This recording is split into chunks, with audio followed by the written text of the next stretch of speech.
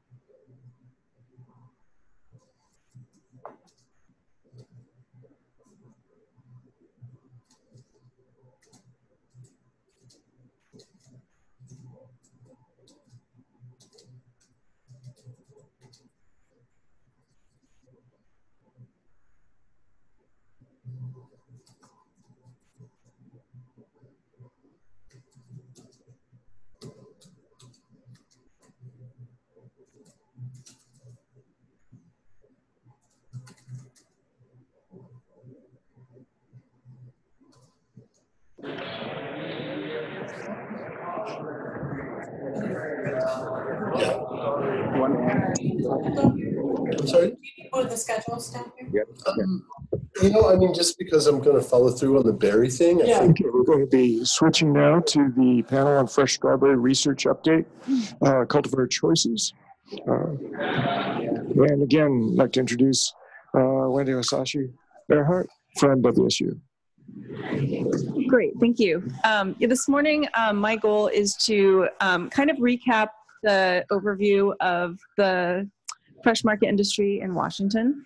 Also, and expanding it into the Pacific Northwest. I want to also talk about current research that's occurring for fresh market strawberries in the region, and then briefly go over cultivar choices and what's working for growers. So like the panel discussed, we can't go far on this topic without realizing that our history of the strawberry industry in Washington is being written as we speak. So that's really the point at which we stand. And you know, the decisions that we make as researchers and as grower groups going forward are really going to impact what happens in the future for future strawberry consumers, as well, you know, as of course for the growers. So 2018 marked the end of the Washington Strawberry Commission.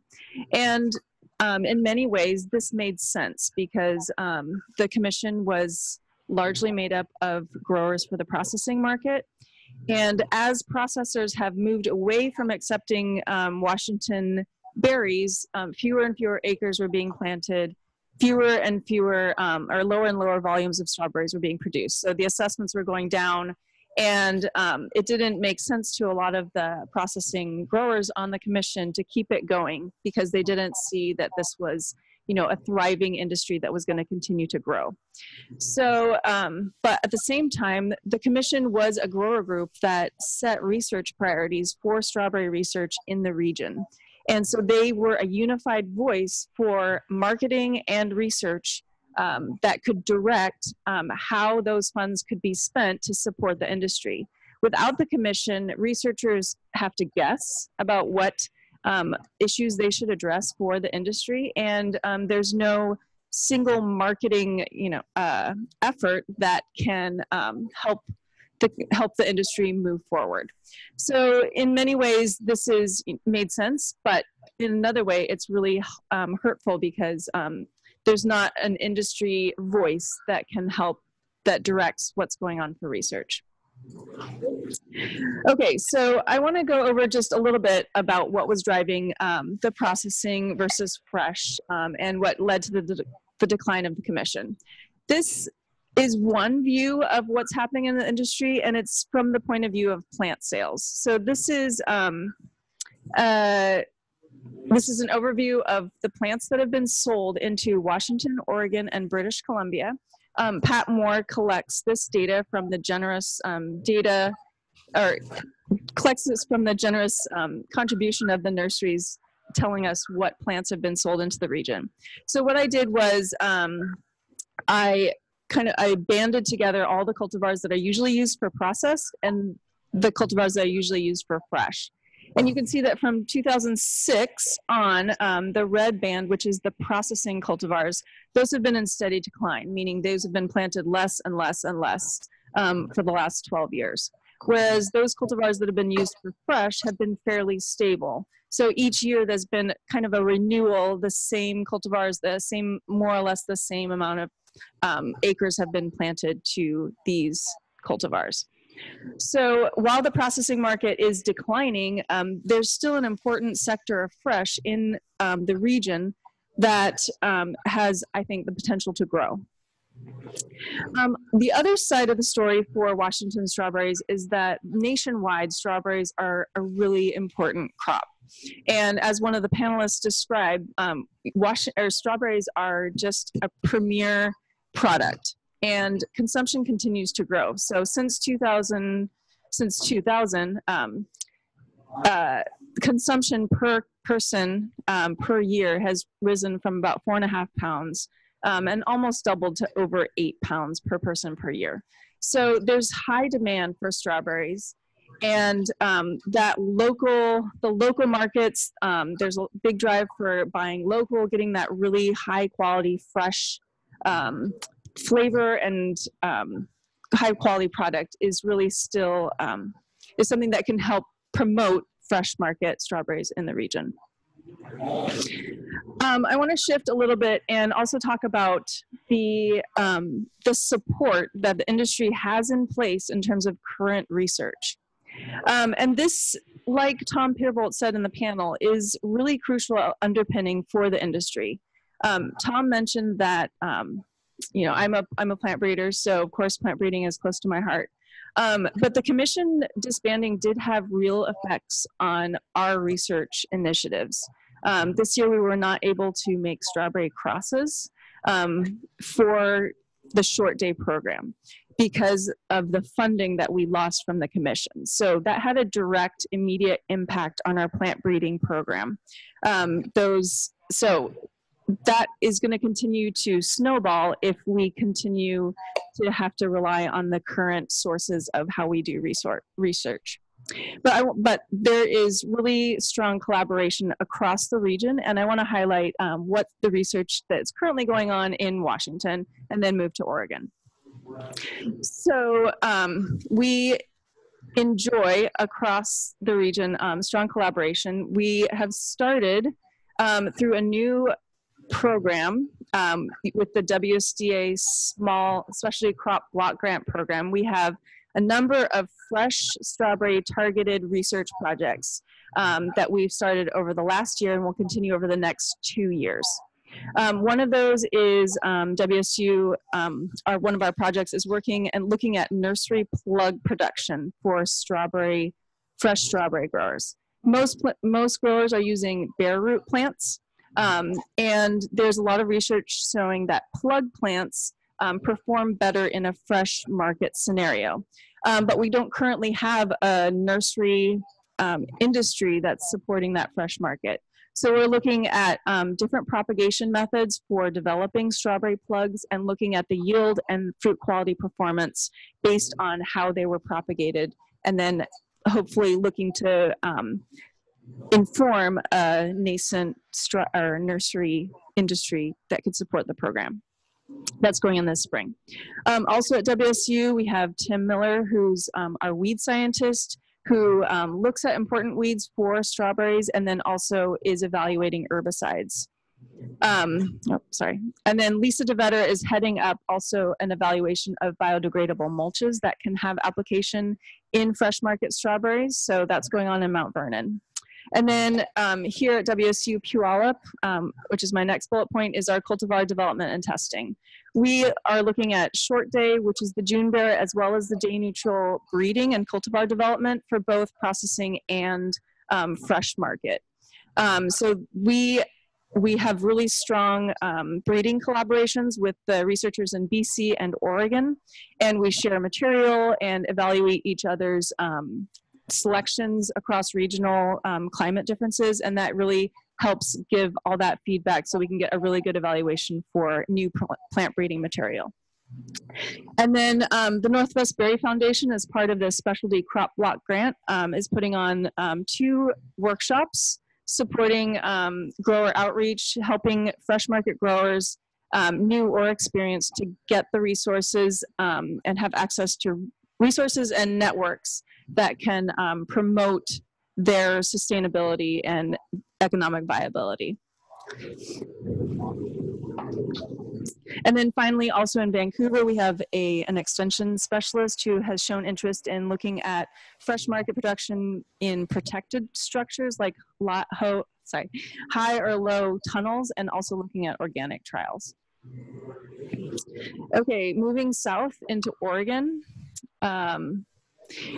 The Oregon State University Food Innovations Center has been working on looking at consumer taste panels for different cultivars and fresh strawberries, looking at what consumers look for, what's appealing to them, what they favor in terms of flavor, color, appearance, and then that input can then inform plant breeding processes as well as cultivar choice for fresh market growers.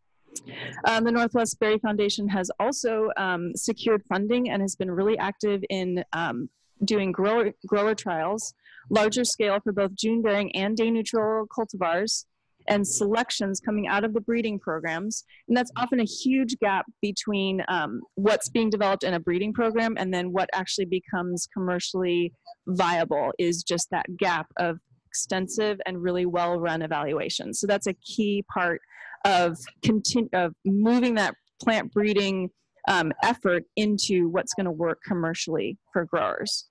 So we're really appreciative of their hard work.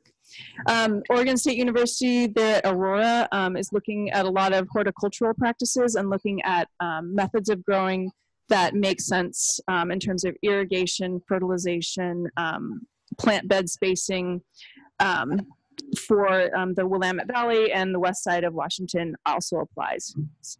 And then concentrated at the USDA and OSU in Corvallis, we also have cultivar development and testing.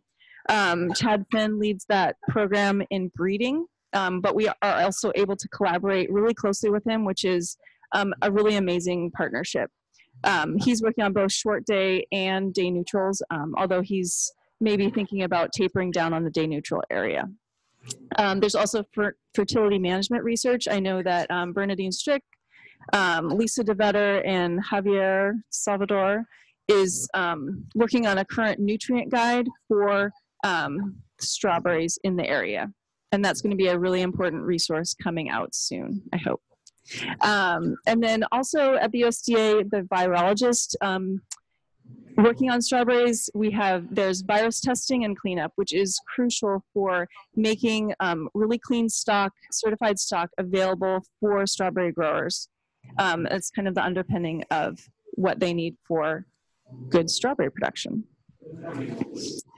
As I'm going to shift a little bit to what we looked at for a Pacific Northwest Strawberry Growers Survey. As the commission disbanded, we had an opportunity through this WSDA crop block grant to conduct a survey of fresh market or of strawberry growers in the area and to learn what we could about their demographics and what research needs that they see. This is a little bit about demographics. This is looking at Pacific Northwest, and this is across Oregon, Washington, and BC, strawberry farm size. So if you look at the right side of the graph, you can see that about 12% of all strawberry farms that we were able to survey are 50 acres or more. So that's probably looking at our growers that are producing for processing. And so they're the larger operations, but they're fewer in number. And on the left side of the graph, 88% of the growers that we were surveyed are growing on less than 50 acres, which is potentially showing that the fresh growers are more numerous, but are growing on smaller acreages, which makes sense. And looking at growers' number of years in strawberry production is highly skewed towards over 20 years. So that's 57% of the growers we surveyed had been in the business for 20 years or more. And that's a lot of experience that's highly skewed on those growers who are potentially looking to retire soon. And the generations or the newer growers coming up behind them who can potentially benefit from all that experience is lagging. So at this point, unless there are growers who are stepping into strawberry production, who are moving from a diversified vegetable production and potentially adding strawberries to their area, that experience has opportunity to be lost unless there's more and more growers who are bulking up that newer grower demographic. In terms of strawberry farm location, 50% of our survey respondents were out of Oregon, 31% out of Washington, and 20% out of British Columbia, which makes sense. Oregon has the largest industry of the 3 areas that we surveyed.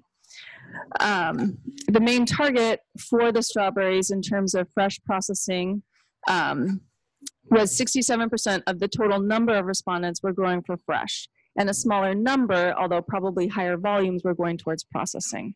So 67% of respondents were going for fresh, 24% for processing. And then this question was trying to get at, has there been a shift from growing for processing to growing for fresh? So have you changed the main target market for strawberries over the last 5 production years? 67% said that they had not shifted. So they were basically growing for the same market they had before. 15% had shifted, either from processing to fresh or fresh to fresh processing, although it was probably the former. And then 18% did not apply, meaning that they had not grown for 5 years or more, the newer growers. So again, this transition potentially from fresh to processing, or from processing to fresh, is not happening on a huge scale, but potentially has the opportunity to shift more in that direction. The overall survey conclusions were that fruit quality was the most important trait cluster that growers were looking for in any kind of research that was occurring, either plant breeding or horticultural practices, and then also followed by general disease resistance. And within fruit quality, growers were really keyed into skin color, size, and flavor as important to their markets. In terms of plant characteristics, they were looking for consistent plant quality and durability, meaning that they wanted a robust plant that was durable and produced well over the time that they needed it. And in contrast to the general disease resistance, there was no one disease, insect, or plant stressor that stood out from that body as being the most important, impacting their growing production. And again, underlying that fruit quality is the key. And that's the case for processed or fresh, although what that looks like for each is slightly different. Before I move into cultivars, and I just wanted to give an overview of the different cultivars that are available. I want to highlight that, that the research that we have been able to pull together for fresh from this Washington State, WSDA Specialty Crop Block Grant is a targeted 3-year research program hoping to support fresh market research needs. So we're looking at plant breeding, getting advanced selections through and tested and evaluated for both day neutrals and June bearers. We're looking at the grower outreach workshops, the biodegradable mulch research, and then the nursery plug production. And that is a 3-year targeted program, which is great that we were able to secure that, but at the same time, it's not going to be something that we're going to be able to do, for example, for long-term breeding. So that's a key question for any new grower group that's trying to direct research. Is plant breeding is a long-term process that very few funders want to give money for. It's very difficult to get breeding money. So that's something to be thinking about, how to efficiently use the funding that we're able to get for breeding, and and not rely on these small chunks of, or short-term chunks of money that only go so far but aren't able to have that continuum of breeding. Okay, so I'm going to put my plant breeder's hat on and just talk about a little bit about cultivars, what's working for fresh market. If anyone has experience with some of these cultivars, please chime in. If everyone benefits from the group input. Okay, so I'm going to start primarily from the early season, what's working for early season through the late season, and also the day neutrals, which are more of the ever-bearing types. Sweet Sunrise is a cultivar that was developed in Oregon. It's an early cultivar. The breeder, Chad Fenn, thinks that it's more like a hood replacement in terms of having high quality fruit in that early season. It's a June-bearing cultivar. Its signature is that it's reliably early, and it's a reliable yielder, has high yields. Very useful for a commercial fresh operation. Good appearance and eating quality. Mary's Peak is a cultivar also that was developed in Oregon, a June-bearing cultivar. This is more of a mid-season cultivar. It's brand new, released a couple years ago. It has really great flavor, uniform appearance in terms of color and size, high yield, really good for commercial fresh. And it doesn't have concerns in terms of pest or diseases other than what you need, what is generally accepted for strawberries. Our next cultivar is Puget Crimson, a cultivar developed in Washington by WSU, a June-bearing cultivar. Its signature is that it's quite late season. So the early cultivars are ending by the time that Puget Crimson starts producing. So if you put some of these cultivars together, you can have quite a long June-bearing season. Its signature is that it's large and has great flavor. The yield is high, very useful for commercial fresh. Organic production, I have seen it here. It's a very robust plant, so it can do well on some of the variable nutrient availability in organic systems. It is susceptible to powdery mildew, so that is a concern when you're growing Puget Crimson. And spotted wing Drosophila can become a problem on Puget Crimson because of its season. Because it's late, the spotted wing Drosophila populations build up at the same time, so they're available to infest this plant. So that's SWD needs to be monitored for in Puget Crimson. It also has a tendency, if it's hanging on the bush for too long, to get dark and to have an overripe flavor. So very frequent pickings to make sure you get that bright red color before it goes even slightly overripe is important for Puget Crimson. I'm going to shift to the day neutrals. There's two day neutrals I wanted to talk about. The first is Albion, which I'm sure most of you know about. Albion was developed in California. It's a day neutral, meaning that it will have a strong spring crop in the June season, and then it will take kind of a resting gap for 1 to 2 weeks before it starts pushing a lot of fruit at the end of July, August, September, October. Its signature is that it is a very firm, attractive fruit with a very mild, sweet flavor.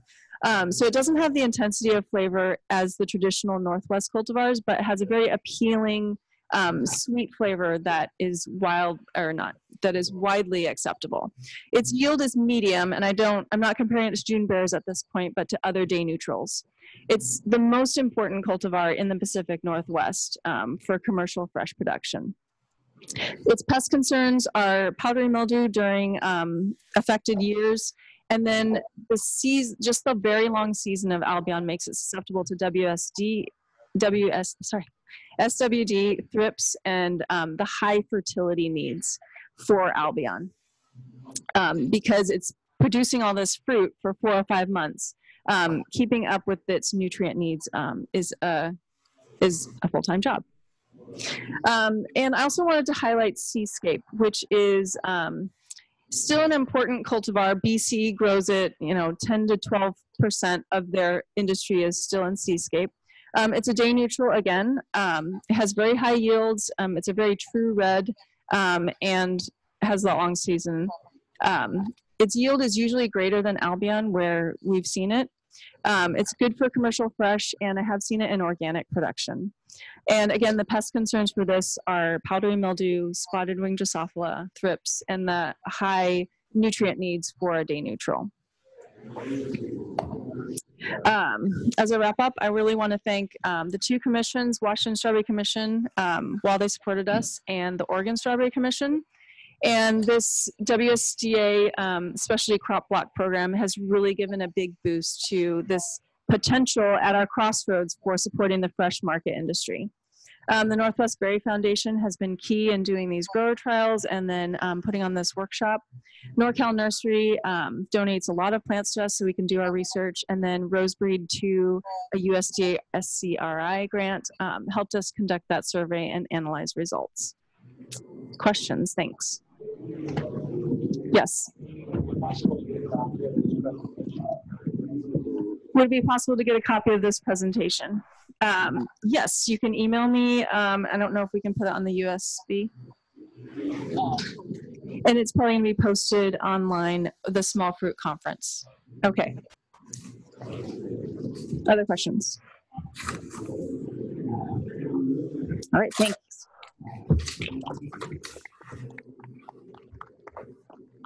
Wendy, thank you. Will you be around if people do have questions during the day? So do, if you have questions,